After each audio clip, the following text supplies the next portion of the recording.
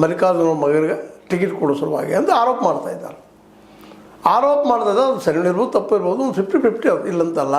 ಮತ್ತು ದುಡ್ಡು ವ್ಯವಹಾರ ಅಂತ ಸಹಜವಾಗಿ ಎಲ್ಲ ಪಾರ್ಟಿಗಳು ನಡೆಯುವಂಥದ್ದು, ಕಾಂಗ್ರೆಸ್ಸನ್ನು ನೋಡೋದು. ಹೀಗಾಗಿ ಅದು ಇವತ್ತು ದೊಡ್ಡ ಮತ್ತೆ ತಿರುತುಗಳು. ಈ ಸುರ್ಜೇವಾಲಾ ಅವರು ಯಾರು? ಇವರು ಸ್ವತಃ ತಮ್ಮ ರಾಜ್ಯದಲ್ಲಿ ಆಯ್ಕೆ ಆಗಲಾರಂಥ ವ್ಯಕ್ತಿಗಳು, ಇವರೇನು ಜನ ಆಯ್ಕೆ ಅಂತ ಹಿಂಗೂ ಏನೇನೋ ಮಾತಾಡ್ತಾ ಇದ್ದಾರೆ.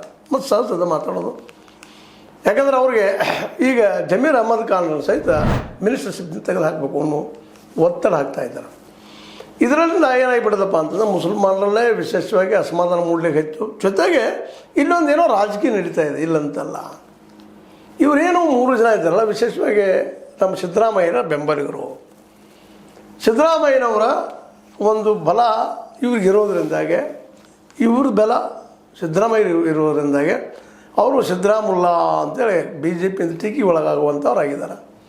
ಮುಸ್ಲಿಂ ಪರವಾದ ನೀತಿ ಮಾಡ್ತಾರೆ ಇವರು ಅಂತೇಳಿ. ಇಂಥ ಪ್ರಸಂಗದಲ್ಲಿ ಈ 3 ಜನರ ಮನೆ ಕಳಿಸಿಬಿಟ್ರೆ ಸಹಜವಾಗಿ ಸಿದ್ದರಾಮಯ್ಯ ಬರ ಕೂಗಿದೈತಿ ಅನ್ನೋದು ಅವರು ಕಾಂಗ್ರೆಸ್ ಪಕ್ಷದ ಸ್ವಪಕ್ಷದ ವಿರೋಧಿಗಳ ಇರ್ಬೋದು ಲಾಬಿ, ಇಲ್ಲಂತಲ್ಲ.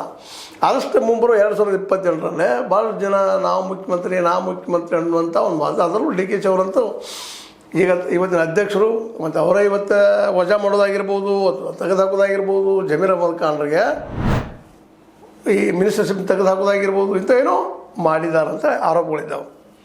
ನಿಜವಾಗಿಯೂ ಇದೆಲ್ಲ ಆಗಬೇಕಾಗಿತ್ತ ಅನ್ನುವಂಥದ್ದು.